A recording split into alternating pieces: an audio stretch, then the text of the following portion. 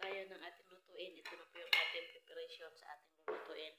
Naka-slice na tayo ng carrots. At ito yung talong. Ito yung talong nila guys, is Arabic spinach. Ayan po yung ating marag.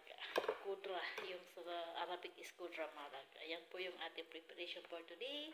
Kasi mamaya-maya lutuin na natin. Kaya kayo dyan, content is the key and engagement is the key for monetization sa kaya algo. Kaya huwag kayong mahiya, pasok.